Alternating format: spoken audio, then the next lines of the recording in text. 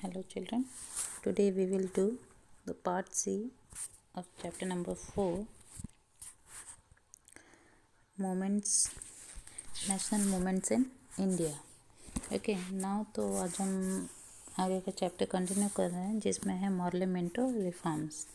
The English adopted the policy of divide and rule to create enmity between Hindus and Muslims 1906. Under the leadership of Aga Khan, Muslim delegation met Viceroy Minto. तो English जो Britishers थे उन्होंने divide and rule की policy adopt कर रखी थी ताकि किसके बीच में डिवाइड एंड रूल, हिंदू और मुस्लिम के बीच में, ताकि उनके बीच में मतभेद करवाकर दुश्मनी उनके बीच बढ़ाई जा सके, जिससे कि इन दोनों की लड़ाई में वो अपनी रोटी सेक सके. Under the leadership of Aga Khan, Muslim delegation met viceroy Minto. तो जो मुस्लिम थे वो लोग किससे मिले? वाइसराय मिंटो से. अब Morley was the Indian wazir at that time 1909. This reform are known as Morley Minto reforms. तो वजीर कौन थे इंडियंस के? मॉर्ले, और मुस्लिम्स के मिंटो. तो उन्होंने इसे मॉर्ले मिंटो रिफॉर्म्स कहा गया.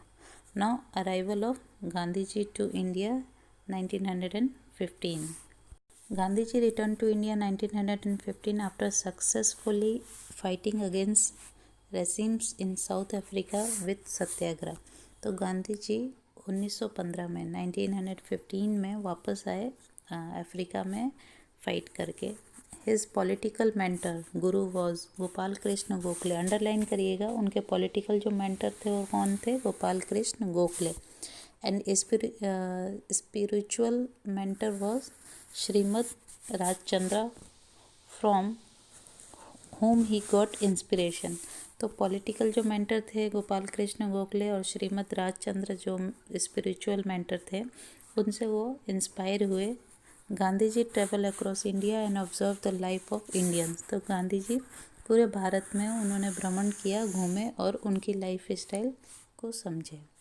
ही consider exploitation as the root of poverty in India and made plan to abolish British rule in India. तो उन्होंने जब ये टूर किया अपना कि पूरे भारत में घूमे, तो उनको ये लगा कि जो एक्सप्लॉइट किया जा रहा है इंडियंस को, वो मेन रीज़न इनकी गरीबी का, और अब हमें इनके खिलाफ आवाज़ उठानी है कि ब्रिटिशर्स का जो रूल है उसका एंड करना है. Now Rowlatt Act 1919. The British government formed the Rowlatt Act under the chairmanship of Rowlatt, the Minister of Law. तो ब्रिटिश गवर्नमेंट ने एक नियम बनाया जिसे नाम गया रॉलेट, क्योंकि उसके जो चेयरमैन थे वो कौन थे? Rowlatt. This act was framed with the purpose of suppressing revolutionaries and nationalist. तो ये जो कानून बनाया गया रॉलेट का, मेनली किस लिए बनाया गया? ताकि ये जो क्रांतिकारी हैं उनको दबाया जा सके. This act came to be known as black act. इसे अंडरलाइन करिएगा कि रॉलेट एक्ट को ब्लैक एक्ट भी कहा गया, because it was mean to suppress individual freedom and freedom of speech. कि इसे ब्लैक एक्ट क्यों कहा गया? कि जो लोग आवाज़ उठा रहे थे आज़ादी के खिलाफ, जो लोग आज़ादी चाह रहे थे, उनको दबाया जा रहा था. According to this act any suspicious person could be arrested and jail. कि इस एक्ट के तहत ऐसा नियम बनाया गया कि जो लोग किसी पे भी, जो अगर किसी को, अंग्रेज़ों को शंका हो रही थी, थोड़ा भी डाउट हो रहा था, तो उनको इंस्टेंट अरेस्ट किया जा रहा था, जेल में डाल दिया जा रहा था, without conducting any trial against him. बिना किसी कार्रवाई के उन्हें जेल में डाल रहे थे. That's why Gandhi ji called it black act. इसलिए गांधी जी ने इस कानून को मतलब ब्लैक एक्ट कहा. And Motilal Nehru consider it is a snatching away of argument, appeal and advocacy. और मोतीलाल नेहरू जी ने इन्हें क्या कहा? Snatching away to argument. कि मतलब किसी का गला दबाया जा रहा हो, उसे चुप कराया जा रहा हो, उसकी अपील को अनसुना किया जा रहा हो, ऐसा मोतीलाल नेहरू ने कहा. The British government gained immense power under this act. तो ब्रिटिश गवर्नमेंट को इस एक्ट के तहत एक पावर मिला to surprise any kind of opposition, कि जो लोग भी हमारे खिलाफ आवाज़ उठा रहे उन्हें दबाया जाए. So leaders and people at large express their opposition. पर लोगों ने इसके खिलाफ आवाज़ उठाई. Meeting, rally, shows and strikes were organise against it. कई मीटिंग किए गए, रैलीज निकाली गई, कई हड़ताल किए गए इसके खिलाफ. Gandhi ji was arrested in Delhi. Gandhi ji को दिल्ली में अरेस्ट कर लिया गया जब गांधी जी इसका प्रदर्शन कर रहे थे, इसके खिलाफ बोल रहे थे. When doctor Satyapal and doctor Kitchlew were arrested in Punjab, the agitation became severe. तो एगिटेशन जो था वो बढ़ता चला गया, लोगों का जो असंतोष था वो और ज़्यादा बढ़ गया. The government vehemently tried to suppress all opposition. तो सरकार ने सबको दबाने की कोशिश की जो लोग इसके खिलाफ आवाज़ उठा रहे थे. तो इसलिए इस कानून को ब्लैक एक्ट कहा गया. Now Jallianwala Bagh massacre. Jallianwala Bagh massacre 13 March 1919 को हुआ. When popular leader like doctor Satyapal and doctor Kitchlew were arrested in Amritsar, Punjab, a public gathering was organised in Jallianwala Bagh in Amritsar on the day of Baisakhi to oppose the arrest. जब doctor Kitchlew और doctor Satyapal arrest किए गए पंजाब में, तो जलियांवाला बाग जो एक जगह है पंजाब में, अमृतसर में, वहाँ पे बैसाखी के दिन एक मीटिंग रखी गई कि इसके खिलाफ जो उन्होंने अरेस्ट किया उस पर मीटिंग रखी गई इंडियंस ने. General ordinal Dyer reach there with his troops and without any warning opened fire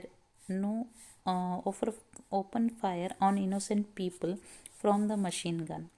तो जब ये मीटिंग चल रही थी, ये सभा थी, तभी सडनली जनरल डायर वहाँ पर आया अपनी ट्रूप्स लेकर, अपना बटालियन, अपना ग्रुप लेकर, और जो वहाँ पे लोग बैठे थे मीटिंग में उनके ऊपर क्या किया, मशीन गन से फायर स्टार्ट कर दिया. There were high walls on 4 side of the bagh. तो जो ग्राउंड था उस पर बड़ी बड़ी दीवारें थी. In the middle was an unused well and the only way out being narrow. A number of people lost their lives in the firing. अब दीवारें इतनी ऊंची थी, सडनली फायर स्टार्ट हो गया, लोगों को भागने की जगह नहीं मिली, और जो रास्ता था, एक ही रास्ता था उस बाग से निकलने का, वो भी बहुत नैरो था, मतलब चौड़ा नहीं था बहुत. तो बहुत लोगों को अपनी जान गंवानी पड़ गई. According to the government report, 379 people died and 1200 injured. As per the committee appointed by the Congress, 1000 people had died in the firing. Government के रिपोर्ट के अकॉर्डिंग ऐसा माना जाता है कि 1000 पीपल ने अपनी जान गंवा दी. Hunter commission investigation the case on behalf of British government defended General Dyer. तो हंटर कमीशन जो था उनके इन्वेस्टिगेशन से ये पता चला कि ब्रिटिश गवर्नमेंट जो है वो जनरल डायर को बचाना चाह रही थी. The commission forgave Dyer considering it as an innocent mistake that happen unknowingly. कि ब्रिटिश गवर्नमेंट ने ऐसा कहा कि जो जनरल डायर ने किया वो बाय मिस्टेक उससे हो गया, ऐसा कोई इंटेंशन नहीं था उसका करने का, मतलब उसे बचाने की कोशिश की उन लोगों ने. On the other hand, when Dyer return to England, he was honoured with sword and 2000 pounds. अब ऐसा कहा गया कि जब जनरल डायर इंडिया से वापस इंग्लैंड जब गया, तब वहाँ पर उसको तलवारों के साथ और 2000 पाउंड्स के साथ उसे वेलकम किया गया, ऑनर्ड किया गया, उसे सम्मानित किया गया. Indians got a terrible shock because of this. Indians को बहुत बड़ा झटका लगा कि अरे इसने यहाँ पे इतना बड़ा कांड कर दिया और उसे वहाँ सम्मान मिल रहा है, मतलब ये कोई बाय मिस्टेक या अननोइंगली हैपन नहीं था, ये जानबूझ के किया गया था. After this inhuman act, Gandhiji's faith toward the British was completely lost. This event played an important role in uniting the whole nation. अब ये जो था, ये जो इवेंट हुआ जलियांवाला बाग, इसने पूरे देश को एक एकता में बांध लिया। This tragedy became the ground for the future non corporation movement. तो ये जो ट्रेजेडी हुई, इसके बाद क्या हुआ, नॉन कॉपरेशन मूवमेंट मतलब खिलाफत आंदोलन हुआ। खिलाफत आंदोलन और नॉन कॉपरेशन मूवमेंट, अब उसके बारे में हम देखेंगे। During the first world war Turkey join the German side. जब फर्स्ट वर्ल्ड वॉर हुआ तो टर्की ने किसको ज्वाइन किया, जर्मन को, मतलब जर्मनी को। So when England won the treaty that was made had many firm and unjust term and condition for the losing side। तो जब इंग्लैंड विन कर गया, वॉन किया, तब क्या किया गया कि जो साइड लूज़ हो रही थी उसके साथ कुछ सही व्यवहार नहीं किया गया। The sultan of Turkey eight that time was a Khalifa head of Muslim. तो जो सुल्तान था टर्की का, वो हेड था, खलीफा कहा जाता था। The movement in India to oppose the strict terms imposed on Turkey and the Sultan came to be known as खिलाफत आंदोलन। तो the movement in India to oppose the strict terms imposed on Turkey, तो जो India में क्या किया गया, जो टर्की पर एक स्ट्रिक्ट रूल लगाया गया, उसके अगेंस्ट उन्होंने आवाज़ उठाई, तो उसे खिलाफत मूवमेंट कहा गया। Ali brother Maulana Shaukat Ali and Maulana Mohammad Ali were the chief leader of the movement. तो इस मूवमेंट के मेन जो थे वो कौन थे, अली ब्रदर्स जो थे, मौलाना शौकत अली और Maulana Mohammad Ali were the chief leader of movement. Gandhi ji requested the Congress to support the movement. Gandhi ji ने रिक्वेस्ट किया कांग्रेस को कि ये जो मूवमेंट है इसको सपोर्ट करे, keeping Hindu Muslim unity in mind. तो क्योंकि मुस्लिम के साथ टर्की में गलत हो रहा था तो मुस्लिमों ने आवाज़ उठाई, तो गांधी जी ने कांग्रेस को रिक्वेस्ट किया कि आप भी इनको सपोर्ट करो, ताकि मुस्लिम्स को लगे कि हिंदू भी हमारे साथ हैं और दोनों एकजुट होकर भारत के लिए लड़ सके। The movement become severe with the Congress support. तो इस तरीके से खिलाफत आंदोलन को एक सपोर्ट मिल गया जब कांग्रेस ने उसे सपोर्ट किया तो और मूवमेंट मतलब और तेज़ी से आगे बढ़ा। Non corporation movement 1920-22। The Nagpur conference gave the approval to non-cooperation movement December 1920. Now the Congress made a strong demand for independence of India, Swaraj, instead of self-government, स्वशासन under the rule of British Empire। Nagpur conference जो हुआ उसमें approval मिला non cooperation movement को, जिसमें कांग्रेस ने किसकी demand की, आज़ादी की, स्वराज की, ना कि स्वशासन की जो ब्रिटिश द्वारा की जा रही थी। कंस्ट्रक्टिव एस्पेक्ट क्या थे इसके पहलू क्या थे। In the positive aspect of the movement was Hindu Muslim unity to be strength, insistence on using Swadeshi article, revival of spinning wheel in every house, collection of 1 crore rupee for Tilak Swarajya Fund, abolition of untouchability, national education prohibition etc। तो इसके पहलू क्या क्या थे खिलाफत ये non cooperation movement के, कि उन्हें हिंदू मुस्लिम की एकता को बढ़ाना था और स्वदेशी आर्टिकल्स को यूज़ करना था, स्वदेशी चीज़ों को, वस्तुओं को यूज़ करना था, और जो ये चरखे का यूज़ करना था हर एक घर में, कलेक्शन करना था तिलक स्वराज फंड में, और छुआछूत की भावना को हटाना था, और नेशनल एजुकेशन को सपोर्ट करना था, ना कि ब्रिटिश एजुकेशन को। तो इस तरीके के कंस्ट्रक्टिव एस्पेक्ट हमें पहलू देखने को मिले ना। नेगेटिव एस्पेक्ट इसका क्या था, the negative aspects consisted of giving up the government job, government school college, boycott legislatures, resign from government courts, local self government, boycott foreign cloth and other article government function title etc। कि etc ये negative aspects थे Britishers के लिए, कि उन लोगों ने इसके अगेंस्ट आवाज़ उठाई थी इंडियंस ने, कि गवर्नमेंट जॉब चाहिए उन्हें, गवर्नमेंट स्कूल कॉलेज होने चाहिए, बाइकॉट करना है फॉरेन गुड्स का, इस तरीके से इसके पहलू देखने को मिले। Programme for non corporation movement. Non cooperation movement के प्रोग्राम्स क्या थे? In the beginning of the movement Mahatma Gandhi and Rabindranath Tagore surrendered their title Kaisar Hind and knighthood honour respectively.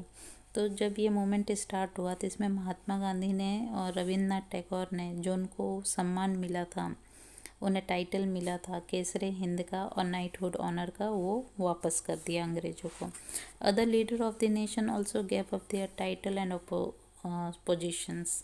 ठीक है, बाकी भी जो लीडर्स थे और कुछ लीडर्स थे जिनको टाइटल दिया गया था ब्रिटिशर्स के थ्रू, वो भी उन लोगों ने वापस कर दिए।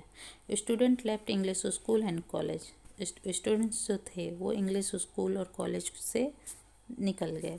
At various place foreign clothes were set on fire. और बहुत जगह क्या किया गया, फॉरेन गुड्स को जला दिया गया, फॉरेन क्लोथ्स को बर्न किया गया। When Duke of Connaught came to India he was boycotted 1921 November. तो कैनाथ जो इंडिया आ रहा था उसे रोक दिया गया। The ceremony of honouring prince of Wales and boycotted. एक सेरेमनी जो सेलिब्रेट की जाती थी उसको बाइकॉट किया गया, प्रिंस ऑफ वेल्स का।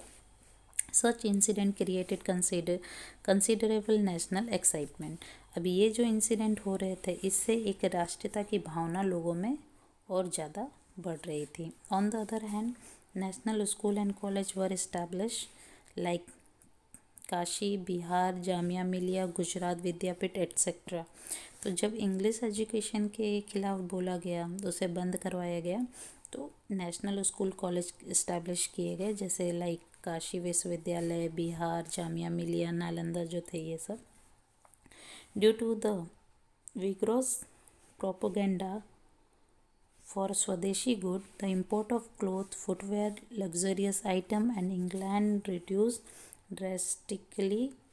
तो जब लोगों ने ये देखा कि ये जो जोर पकड़ रहा है स्वदेशी की एक भावना का, तो ये इम्पोर्ट जो हो रहा था cloth, footwear, luxurious item England से, उसको क्या किया गया, कम कर दिया गया। This reaction rattled the British parliament. अब ये जो रिएक्शन चल रहा था इंडियंस का अगेंस्ट ब्रिटिशर्स, तो उससे ब्रिटिश पार्लियामेंट गवर्नमेंट परेशान हो गई।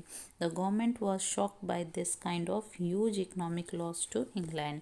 अब गवर्नमेंट वहाँ के परेशान हो गई, उनको लॉस हो रहा था, उनके फैक्ट्री में मैन्युफैक्चर हो रहा था बट वो एक्सपोर्ट नहीं किया जा रहा था। More than 1 crore rupee was collected in the Tilak fund. 1 crore से भी ज़्यादा फंड इकट्ठा कर लिया गया तिलक फंड में। On many occasion the Hindu Muslim emerge predominantly, मुख्य रूप से, मतलब कई ओकेजन्स पर वो लोग साथ में इकट्ठा होते थे। The Moplah revolt Malabar between Hindu landlords and Muslim peasant deserves criticism and it was suppressed by British army. तो जो ये रिवोल्ट हुआ, मोपला रिवोल्ट, जो हिंदू लैंडलॉर्ड और मुस्लिम जो किसान थे उनके बीच में, वो क्रिटिसाइज़ किया गया, उसे दबाया गया ब्रिटिश आर्मी के through. The government adopted the policy of suppression. Government ने कौन सी पॉलिसी अपनाई? सप्रेशन की। Uncontrolled lathi charge, firing, collectively arrest and inhuman torture was meted out. Unsuccessful attempts to break Hindu Muslim unity were made. तो लोगों ने मतलब गवर्नमेंट जो थी उन्होंने सप्रेशन, ब्रिटिश गवर्नमेंट सप्रेशन की पॉलिसी अपना ली थी दबाने की लोगों को। अनकंट्रोल लाठीचार्ज जो था, फायरिंग था, ये सब को, इनह्यूमन टॉर्चर था, वो भी बंद करवाया गया। और हिंदू मुस्लिम की एकता को जो भंग किया जा रहा था उसको भी रोका गया। अब ये हुआ। इसके बाद जो हुआ दूसरा कांड वो था चोरी Chaura incident and withdrawal of the movement. अब ये चोरी चौरा कांड हुआ, इंसिडेंट हुआ, और इस इंसिडेंट को इंस्टेंटली रोकना भी पड़ा। अब उसके बारे में हम देखेंगे। People took out a rally in the चोरी चौरा विलेज इन गोरखपुर। गोरखपुर जो बिहार और उत्तर प्रदेश में है, वहाँ पर इंसिडेंट किया गया, वहाँ पे एक रैली निकाली गई। The police open fire on the people.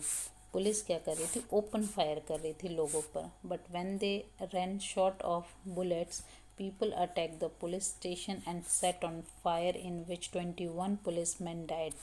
But कुछ रेवोल्यूशनरीज ने क्या किया, पुलिस पे अटैक कर दिया ओपन फायर करके, जिसमें 21 पुलिसमैन की डेथ हो गई. On receiving this horrible news, Gandhi ji said, I have committed a Himalayan blunder by giving the tool of satyagraha in the hand of people who do not understand the value of non-violence.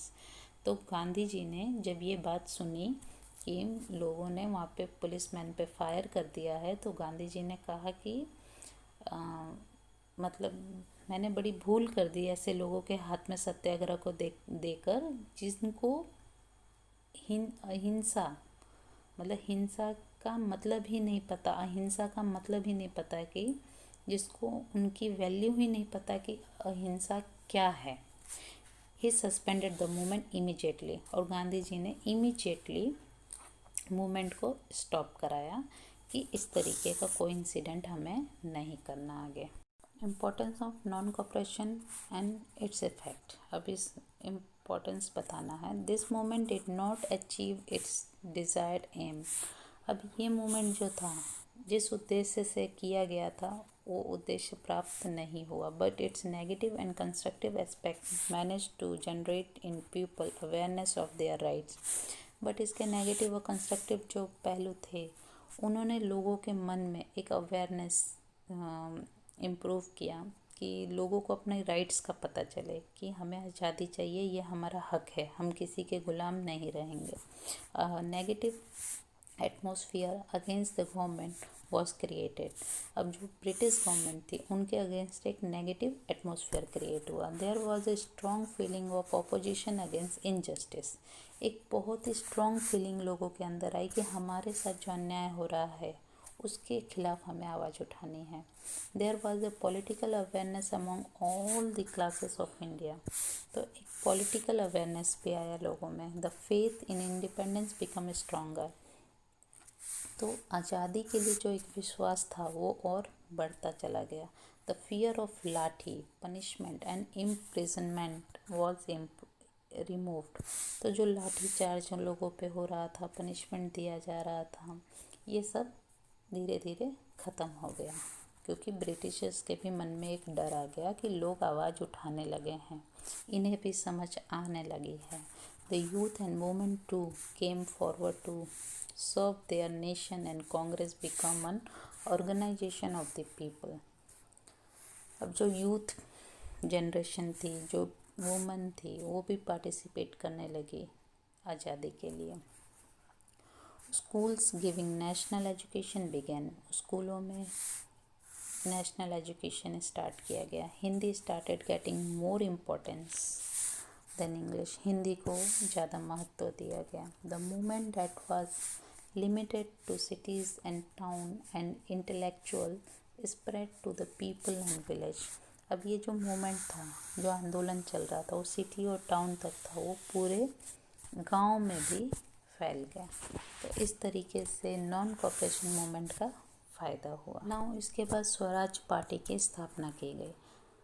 with the purpose of retaining the national awareness among people, Chittaranjan Das, Munshi and Motilal Nehru formed the Swaraj Party after the withdrawal of non-cooperation movement. जब non cooperation movement को वापस लिया गया, बंद किया गया, तो मोतीलाल नेहरू जी ने और चित्तरंजन दास मुंशी ने मिलकर स्वराज पार्टी की स्थापना की.